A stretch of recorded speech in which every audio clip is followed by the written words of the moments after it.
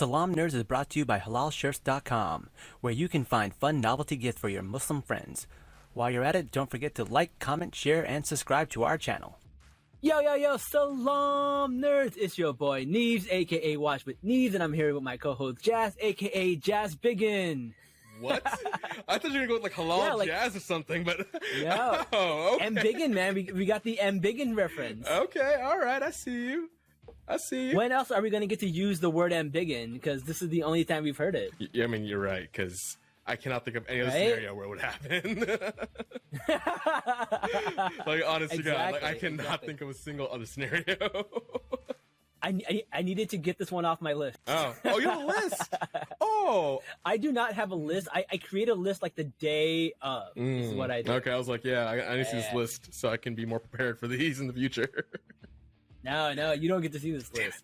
But speaking of lists, I have a short list of people who I want on this podcast, and one of those people is Call Me By This Name, Maria. Maria is a TikTok creator. She's been posting a lot of stuff about Miss Marvel. She is also Pakistani. She is also from the tri-state area, and she's been putting out great content. And welcome to the show, Maria.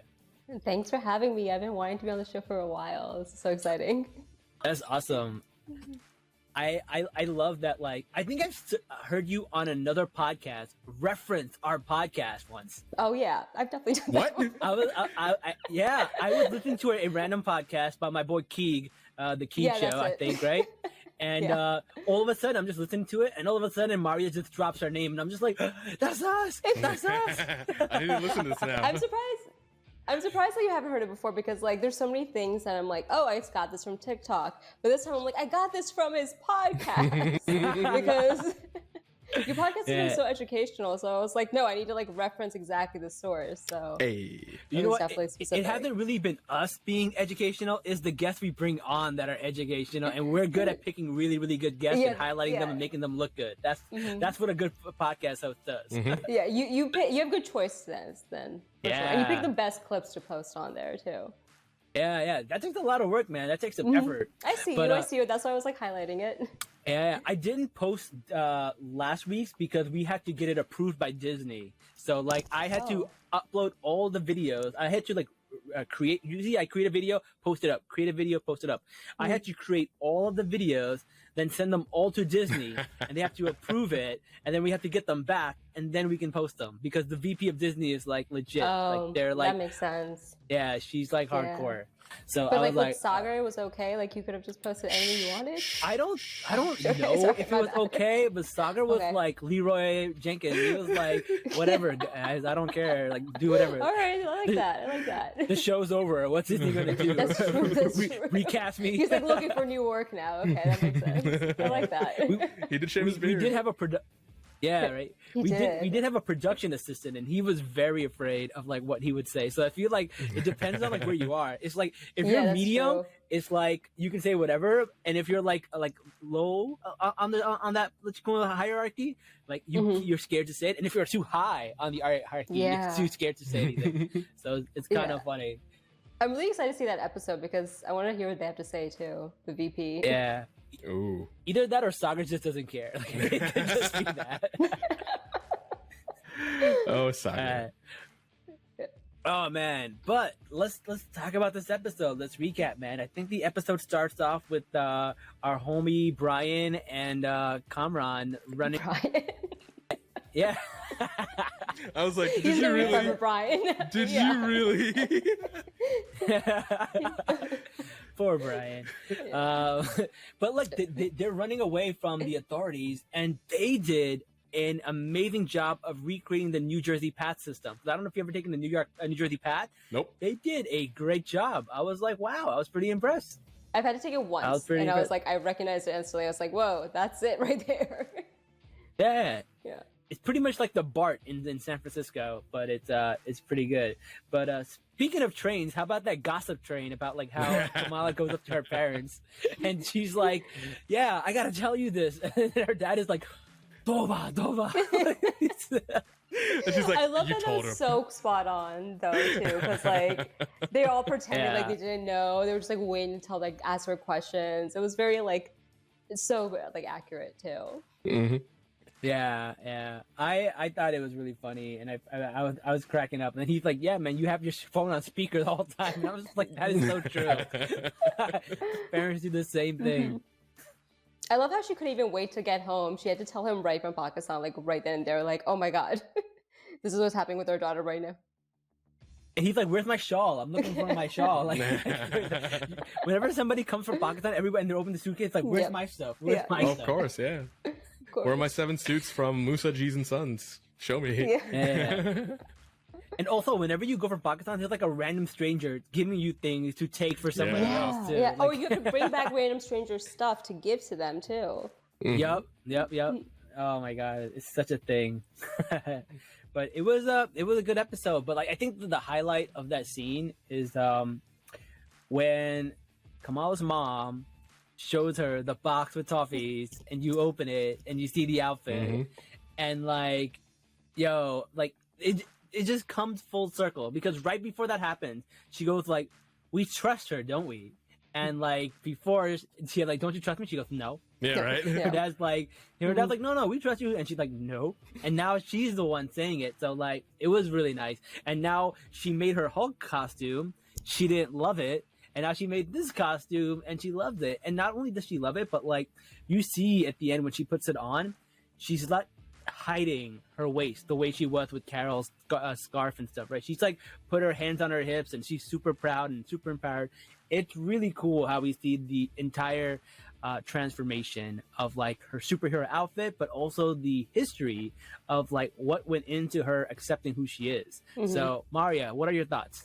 Well, I also love that they stitched it from Pakistan, just like as like someone who gets clothes stitched from Pakistan and knows like those are the best clothes that fit me. I was like, of course she's proud of what she's wearing. And I love when Naki is like stitched from Pakistan. It was just like a shout out to like how good those like Darzies or the tailors are. And like, I just love that they did that, because it's like a nice little like nod to our own culture that like, yeah, we get our clothes handmade and hand stitched and it's to our like liking, and you can tell from a mile away. So that was a fun nod. And I love that, like, I love the intricacies of the outfit. Like if you look at it close up, you can see like the work, and like the material they used was very beautiful. And Muniba giving it in the toffee box was just so adorable, because it was just a reminder of the mom and the grandmother and their journey. It's such a big transformation from the episodes before, but the hint of the episodes are still there and lingering. And I love that they were able to like bring it with them into this episode as well. Yeah. No. In fact, one of the things that's really cool is that every like province of like Pakistan, or every area of Pakistan has their own signature embroidery. And you can see in her costume, it actually has the embroidery of Sindh. And Karachi is in Sindh, which I think is really, really cool. So it's really cool how they incorporate the history of the textiles and the fabric, because I think Waleed said every fabric has a story, and I think that's really, really cool. Oh yeah, that is true. He did say that. Yeah. I don't know. I loved it. It was a fantastic way to bring them back. What about you, Jazz? What do you think? Way. Marvelous. I might be doing that all night. Just get used to it, all right? Oh yeah. Also, did we not acknowledge Jazz's hat right now? Oh no, we didn't. We need to for a second. Jazz is rocking the halal hat from the show. Easily so for my people favorite who don't scene. know, Easily my favorite scene of the episode. Yeah. So for the people that don't know, there's a scene where like Kamran and Bruno are in the mosque, and he's like, "People will recognize you." Let me turn on. What is it with Marvel and like throwing hats on people? Right? Like, that's your disguise. Put on a hat, you don't recognize him. But the one hat says haram, the other hat says halal, and these hats are actually very popular because they became popular in New York because there was an influencer photographer named Atif. What's his last name, Jazz? Atif. And he came out with these hats. He had a pop-up shop. A lot of people got them. They got super popular, and it was a reference to that, which I thought was really cool. So good on him for getting a little shout out. Yeah, he actually had no idea. It was Sana Amanat who put these in there.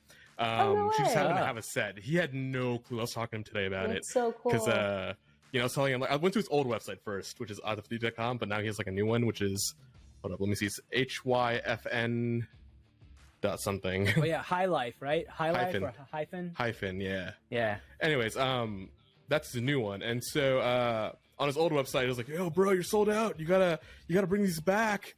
And so he's like, oh, no, don't worry, man. It's on the new website. We're good to go. We have plenty left. So if you're interested in buying these, check them out. And we'll put the link on our Twitter, Instagram, TikTok, everywhere. Yeah. And, definitely you can buy these. I don't know if he still has the PR hat or the Yar hat. He actually had made a couple others. But I don't know if you can still buy those because those may be limited edition. Unfortunately, I lost mine. Actually, I didn't lose it. It's in New York. I know exactly where it is, but I just can't get it. Oh, you lost your PR? How convenient. I know, right? In New York, Sounds familiar. I know. I left my heart in New York. Aw. Yeah. But Mario brought up a good point about the halal and haram hats. I think I saw you make a TikTok about it, right?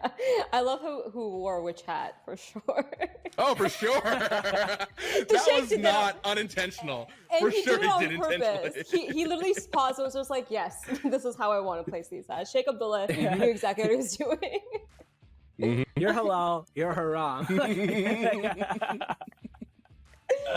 That was 100% man. intentional. I was laughing when I saw it. I'm like, It's so good. yep. Yeah, it's so good. The Oh, references man. are so funny in this show. Like, Yeah, the best jokes are the jokes that they don't explain. Like they don't explain them, and that's why it's like, I think that's the thing. Like they're the jokes that like they're brown jokes for white people, and then there's brown jokes for us, and the brown jokes for us are the ones that hit. yeah.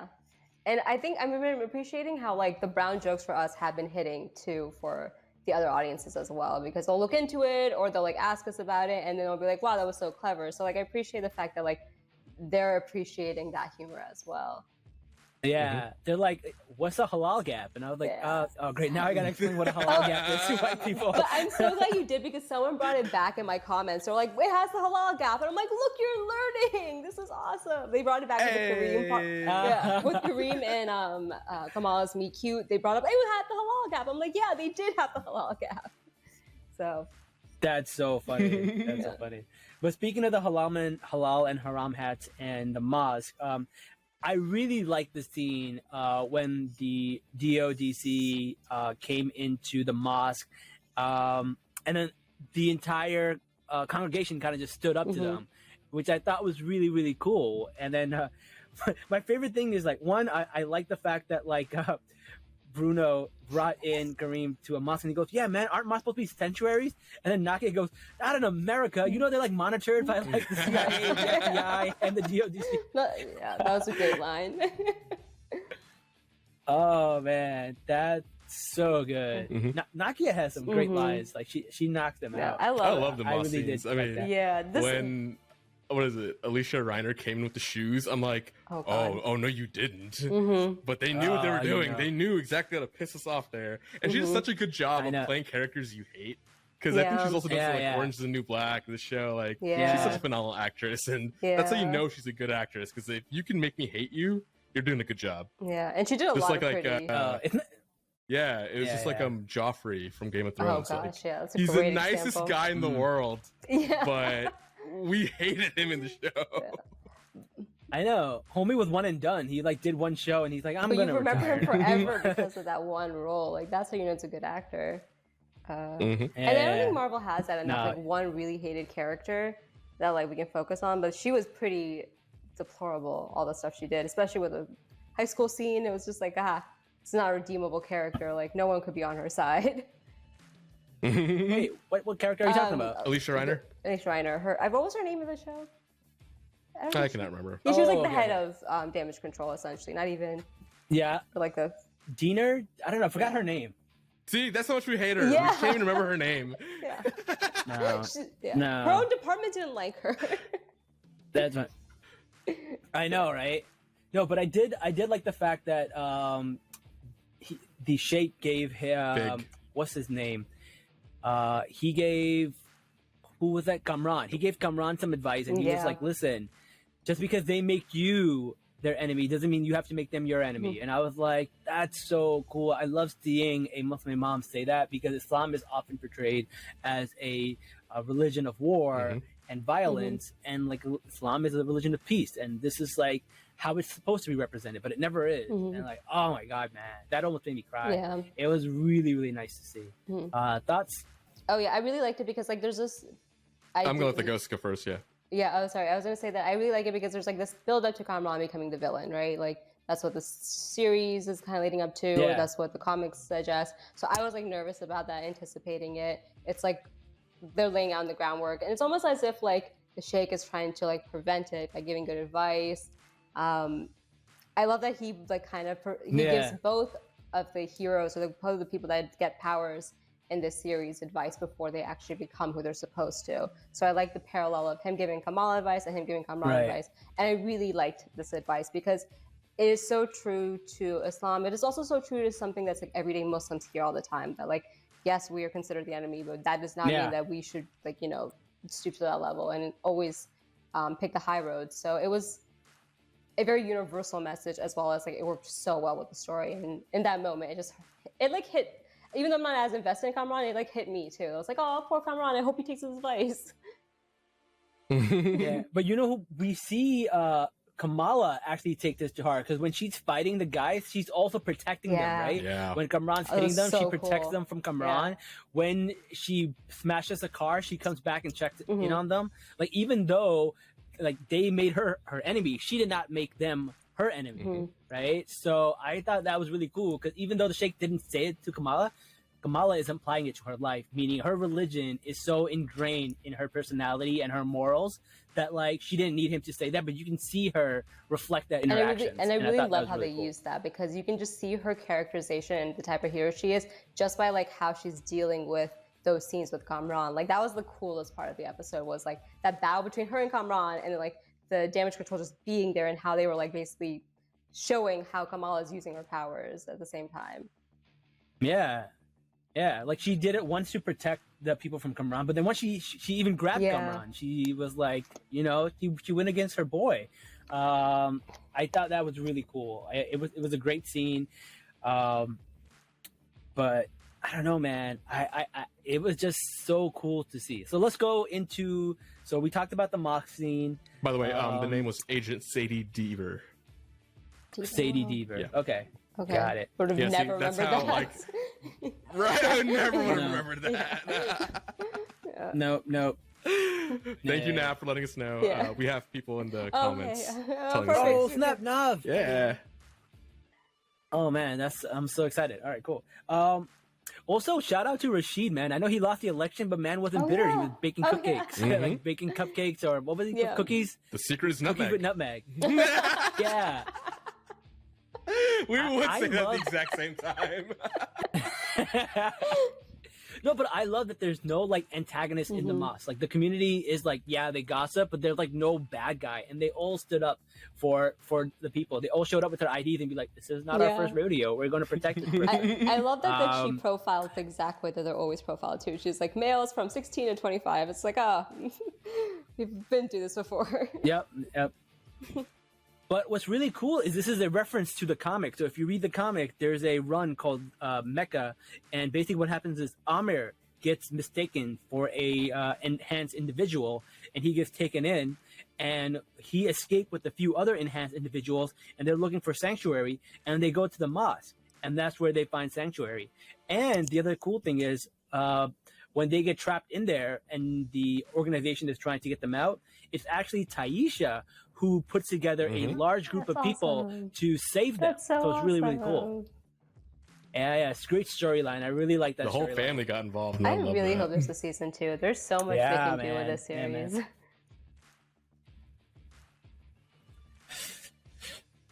I don't know, man. I don't know. We talked to the VP, and they did not seem super hopeful, unless like after the finale, things turn around and people go back and try to binge it. Like the numbers were not looking good. So we got to tell everybody to go watch it. This is why I always say like, share, comment, subscribe, react, do something. Like, get these numbers up, people. Come on, we need your help. All right, so let's talk about the school, because the school was they went a little Home Alone action going on over there at the school. Everyone was doing these little pranks and stuff. Also, I was wondering why they had that warning at the beginning of the show, with like some scenes would be really they're fiction scenes, but they might disturb people. And I couldn't figure out why until those police officers came into the school with guns. And I was like, yeah, that check. We live in that kind of society. Was it that, though? Where... Because I am still convinced it was the shoes and the mustard. But most importantly, I am convinced that warning was there when Kamala and Kamran almost kissed. Because that would offend a lot of Muslims, all right? Okay. That Yeah. You make a good point. I was surprised that they even suggested it. I was really nervous. Yeah, that's a really good point. I think they had to do a fake kiss because they're both big Bollywood fans and they're both big Shah Rukh Khan fans. So I think it was like a Bollywood nod that they had an almost kiss. Because Bollywood is known for the almost kiss. But yeah, I'm convinced that's what the warning is for. Yeah, they did it enough. They did enough. They did the intention of a kiss, enough for Bruno to see it. Oh, poor Bruno. That's the only time I actually felt bad for Bruno. Yeah. Yeah. Rip Bruno. Sucks to be him. And then he had to like distract them using the song that he learned for the wedding. It's the same song, and he's like, "This is the dance that I know. Let's go." Yeah. And he killed it. Yeah. I know, right? Yeah, he really did. He's an entertainer for sure. Can we talk about how like even a superhero has to be chaperoned by her brother? I thought that was really funny. Yeah. As an older brother, it speaks to me because that. my sister and I've been to so many of her events because of this, and like this is who we are. And I was like, oh my god, I did this. Oh, Sagar's doing it. Cool, great representation. It is so funny because it doesn't matter how much power. I love that they added Sagar to it. Yeah, I like that too. Yeah. I like that they added that to that because it adds to the whole community, like family, how important it is. Because like it was a nice joke, but it was also like, oh, he's there helping her. It was on two I really levels. like that, and I also like how like Zoe called in all her like TikTokers and a whole like so many people follow Zoe. Even Ruby Auntie follows Zoe. Which was surprising. I know. Ruby Auntie rolled up, She like put her car in gear, like I'm gonna go save this girl. Like she was serious. I was like, damn, Ruby Auntie, I see you. Oh man, but I like that. I like the fact that like the community was her main plan. Like everything else was just to stall them, but she really depended on her community to save her, and I thought that was really really cool. I think it was just done so well that like I really had no complaints at all. And then I like the music that they play. They play Sweatshop Boys again while that was happening. Super good. Hey, what was your what? You owe me $5. Why? I for the Imran Khan. Yes, for Amplifier. I really thought Amplifier was gonna get played. No, they use it. No, they did not. And Neebz my God, why didn't they use Amplifier? Yeah, why? I wanted Amplifier they so should bad. have. That would have been a great reference. No, it's like one of those like go-to songs for Pakistani people. It's their national anthem, basically. Yeah, it's see, anthem. Yeah, it's always played. Why didn't they use it? Now I'm upset. Now I like Sweatshop Boys, but like now I wish it was Imran Khan. No, I'm oh, good but with you this. know what they did use? Their music has been on point though the whole time. But you know what they did use? They used Indian Summer by our boy Jai Wolf. Yes, they did. When I heard that, I was like, and they used it as such a great scene. It was like when she was, and he's our boy. He's been on our show. He's the first celebrity we ever had on our show.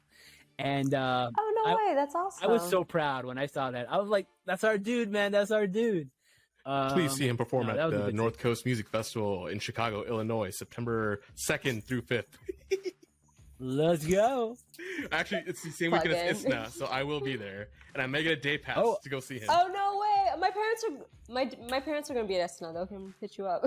Oh, let's do a podcast from ISNA, live from ISNA. Salaam, nerds. Bro, do not mess with me. I will do it. You guys should do a show there. My mom will be on the show. She's like already about this, so. Yes, we'll get Maria's mom. Let's go. Special guest. That's so funny. That's so funny. What else was I going to say before we talked about that? Let's get into the big stuff, man. She embiggened. She ain't vegan. That was such a good scene. Yeah. I thought it was going to be cheesy. I didn't know if they were going to be pull it off, but they did a great job. And I like the fact that it looks weird because she's supposed to look weird. She's not supposed to be pretty. She's not supposed to be the Green Lantern. She's supposed to look weird, and I love that they did that with when she does the peace sign and the limbs are all weird and like I don't know. I loved it. They did a great shot with that. Like even in the comics, like it looks weird, like almost like Mr. Fantastic but worse. And so I think they absolutely nailed the effects on this one. Yeah. And how she used it was really cool too. Like you said earlier, like she used it to save people, like to like grab them. It was really well used too. Yeah, fantastic, man. It was. Oh, man. Now, can we talk about the sonic weapon? My God, how dangerous is that thing? Yeah. Oh yeah. That was from the Hulk. Yeah, where did that come from? It's from the Incredible Hulk. That's the first time they used it. It's the same weapon. So they brought it back. Yeah. Wow, they tied in a lot with this show. They do. The MCU. Oh man. Yeah. But I love the way I was gonna say I love the way the community came together at the end because it's very Spider-Man-ish. Because like Spider-Man 1 did it with the New Yorkers on the bridge. Spider-Man 2 did it with the train. The Amazing Spider-Man did it with the crane operators. Like I love that they gave her own like community moment. And like for me, it's more special because that's my community. Like that's Jersey City. That's where like I go pray like Friday prayer. That's like where I work. I don't know. It was super cool, man. I really love that. And this show has so much heart. I love that they go ahead. I was gonna say I'm really happy that they use the damage control plotline to highlight the community part because I was really nervous as to like which way they would go with it. But I'm glad that they did it to uplift the like proper voices and make it about how the community will come together and like it won't be like victimized. It'll be a source of strength for her. So. Yeah.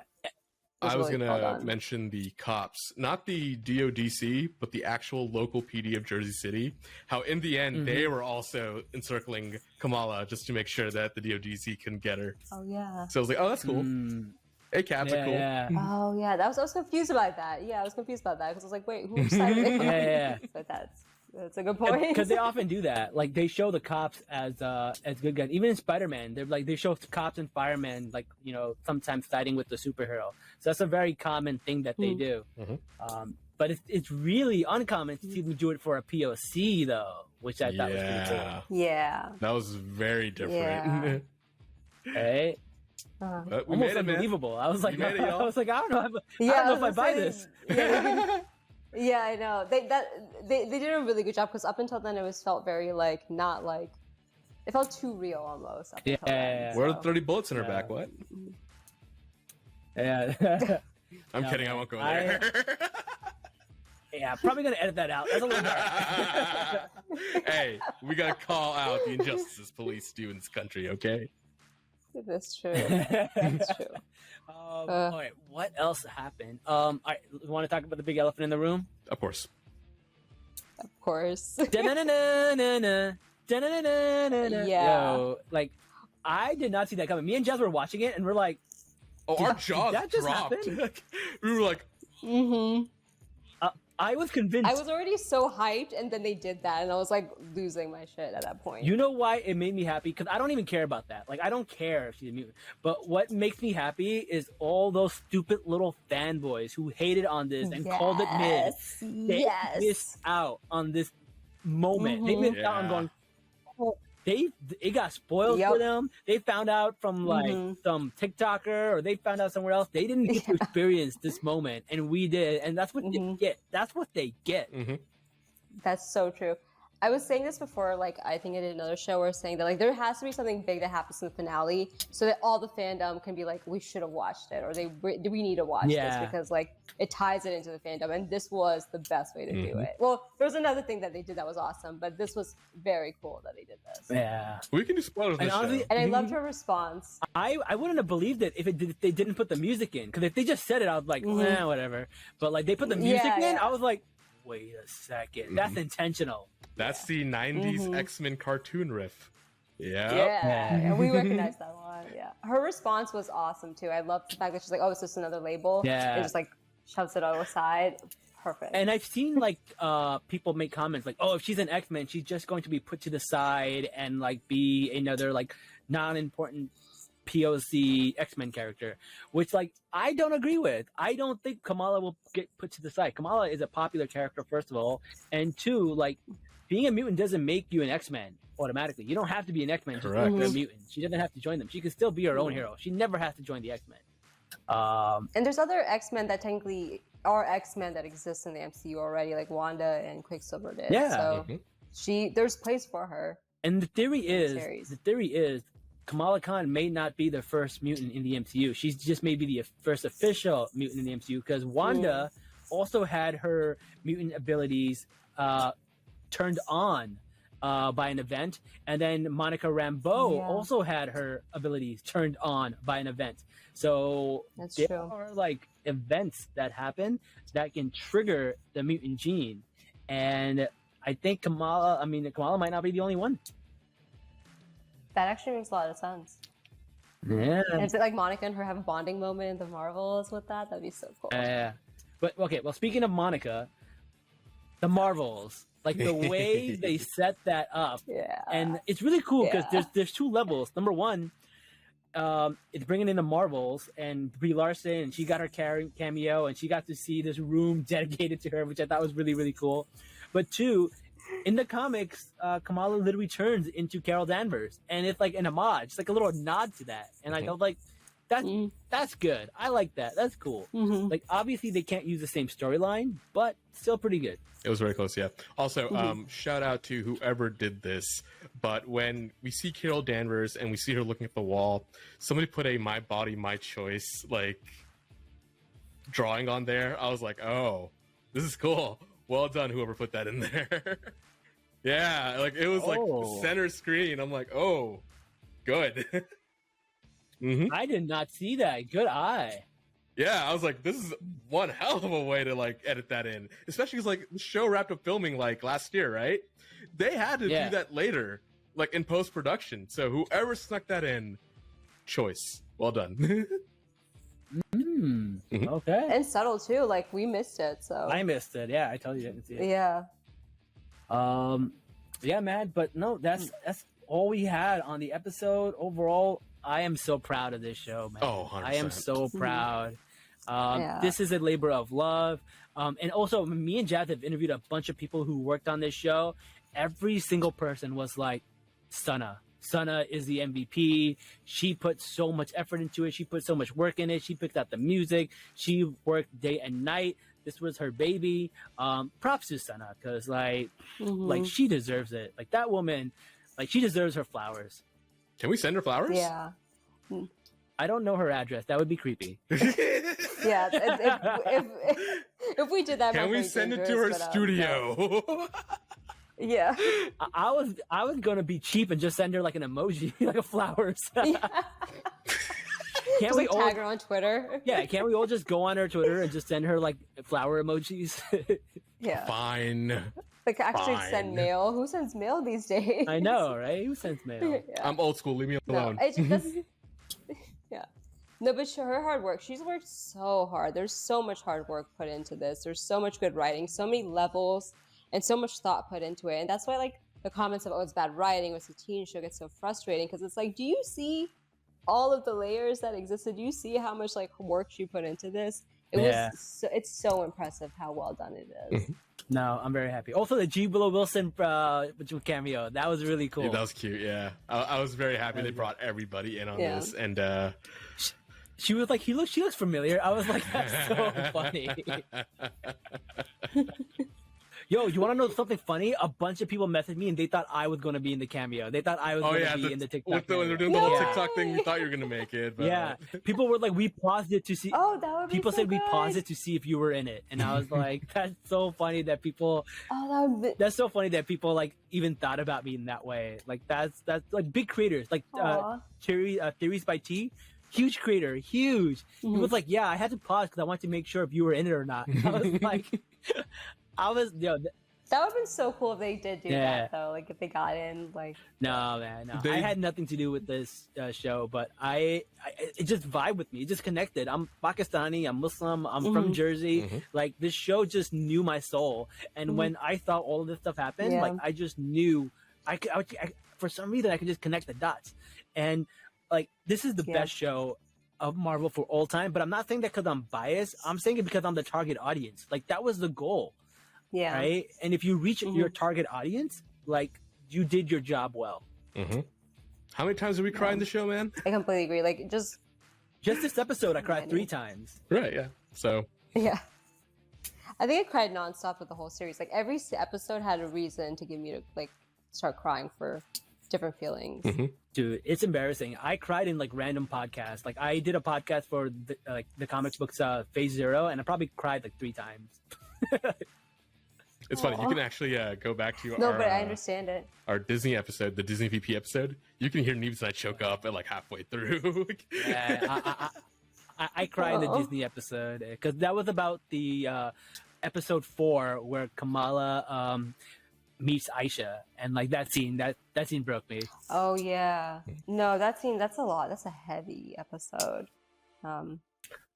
No, there's just a lot with that episode for sure. I'm avoid talking about it because it gets me in the feels for sure. Mm-hmm. Yeah. But listen, thank you, Maria, for being here. We really appreciate you. We appreciate your insight. We appreciate your TikTok. Tell people where they can find you. The best place is TikTok for right now. It will be Call Me by this name Maria, that mouthful. And you can see all my Miss Marvel content, me deep diving and analyzing. And because I love overanalyzing TV shows, I love this show. I'm Pakistani Muslim, so I have all that insight. And I'm a little fangirl that loves Bollywood just like Kamala Khan. So it's related to the character really, really hard. And most definitely will be making a Sharaka Kameez exactly like her outfit. That's like the new goal. So yeah, follow me for more. I'm going to be talking about this show forever. I will never stop talking about it. Can you also make me a Butter Hulk Sharaka Kameez? Oh my god, we probably could. You know that Darzi's in Pakistan could definitely do that. Let's do it. Let's go to New York Comic Con addressed as like Butter Hulk and Shorty Hulk. Let's do it. Oh my god, yes, let's totally do that. No one's gonna have the costume, so we have to do that. Yeah. Oh man. All right. Well, thank you so much for joining us, and until next time, guys. Salaam, nerds.